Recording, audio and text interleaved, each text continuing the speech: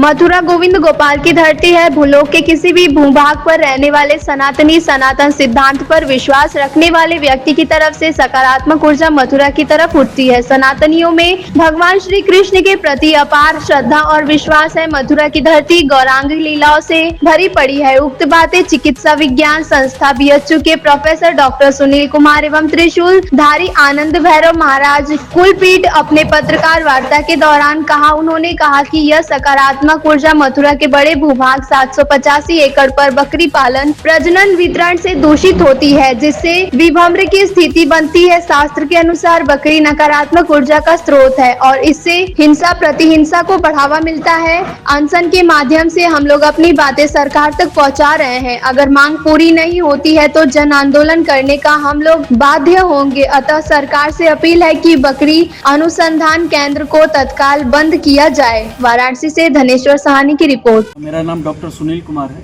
मैं community medicine विभाग IMS BHU में एसोसिएट प्रोफेसर हूँ। आज किस मुद्दे पर आज चीज को लेकर आपने जो है यहाँ प्रेस वार्ता रखा है, क्या है विषय? ये एक बृहत मुद्दा है, स्वास्थ्य का आध्यात्मिक पहलू।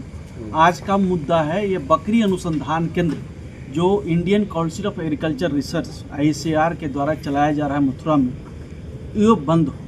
क्योंकि शास्त्र के अनुसार बकरी ये शुभ प्रारब्ध को हर लेते हैं। बकरी ये सभी शुभ प्रारब्ध को हर लेते हैं। बकरी कुत्ते ये सभी शुभ प्रारब्ध को हर लेते हैं। मथुरा में लोग रज लगाते हैं क्योंकि गौ का विचरण हुआ है, भगवान का विचरण हुआ है। और इसके ठीक उल्टा शास्त्र कहता है कि जहाँ बकरी के पैर होते हैं, जहाँ बिल्ली के पैर होते हैं, वहाँ शुभ प्रारब्ध को हर लेते हैं। पता कौन सा रज लगाएंगे? बात की जाए तो मथुरा की चीज़ें काशी में आप बात कर रहे हैं, इसका क्या कारण हुआ?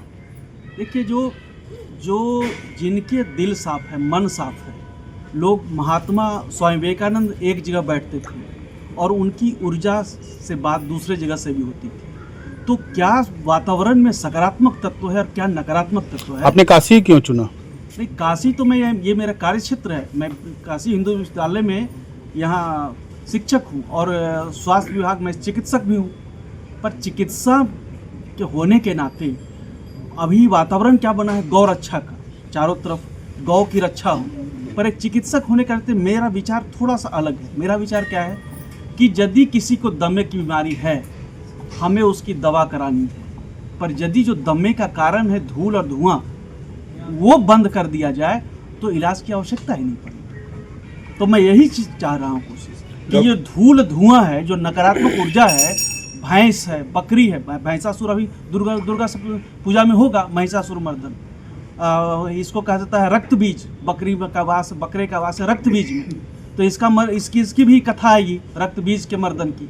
तो ये सारे यदि धूल धुआं के रूप में जो नकारात्मक तत्व उनका बंद किया जाए तो समाज अपने आप सब स्वस्थ हो जाएगा, सबकी मानसिक स्थिति एक महात्मा की हो जाएगी। डॉक्टर साहब, अगर बात की जाए शब्दों का, तो बकरी अनुसंधान केंद्र शब्द तो अनुसंधान को लेकर के, और कोई भी चाहता है कि एक जीव पे अगर अनुसंधान हो रहा है तो क्या आपत्ति है आपको कि आप अनशन पे बैठे हैं? मुख्य बिंदुओं पर चर्चा कीजिए।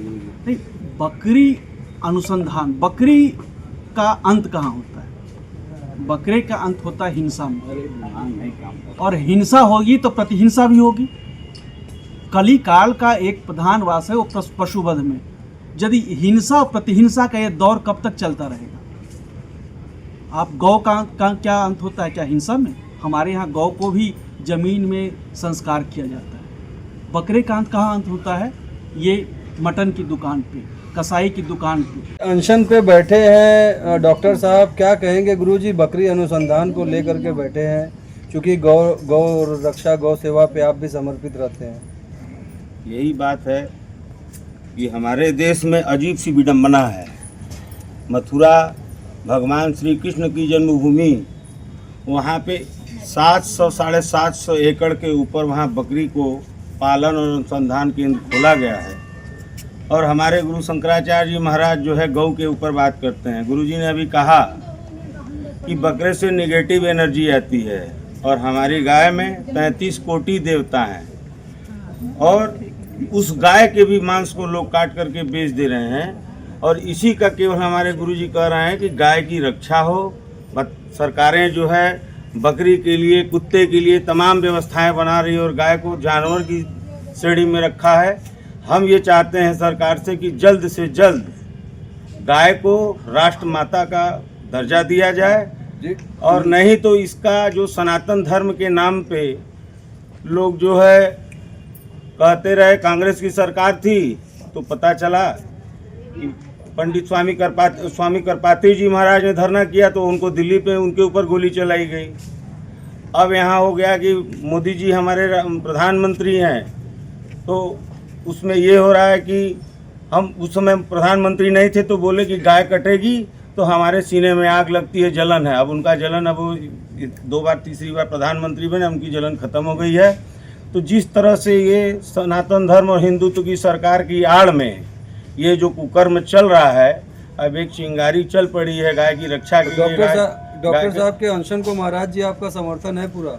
हाँ, एकदम हमारा समर्थन है कि डॉक्टर साहब जो सोच रहे हैं कि मथुरा भगवान श्री कृष्ण की जन्मभूमि है और वहाँ पे इस तरह की बात हो रही है और गायों को वहाँ काट के बेचा जा रहा है, वहाँ से गायों को निकाल करके सीधे आज हमारा देश जो है विश्व के गौ मांस में विश्व के दूसरे नंबर पे पहुँच गई। और ये हिंदुत्व की सरकार और सनातन की सरकार, ये लोग केवल हिंदुत्व और सनातन की आड़ में ये लोग ऐसा कुकृत्य कर रहे हैं। आने वाले समय में ये एक जन आंदोलन बड़ा रूप होगा, जिसका उदाहरण आप बिहार में देख ही रहे हैं कि हमारे शंकराचार्य भगवान एक एक जन को जागरूक कर रहे हैं और वहीं बिहार की धरती से एक अलग अलग जगह का वो पूरे देश में उसका एक संदेश जाएगा। मांग नहीं मानी जाती है तो क्या ये जो अनशन है जन आंदोलन के रूप में खड़ी होगी? हाँ, ये जो बकरी अनुसंधान केंद्र बताइए भगवान श्री कृष्ण की जन्मभूमि और वहाँ बकरी अनुसंधान वो भी 780 एकड़ में है, तो ये तो बहुत ही निंदनीय है। इसका हम लोग समर्थन करते हैं डॉक्टर साहब का।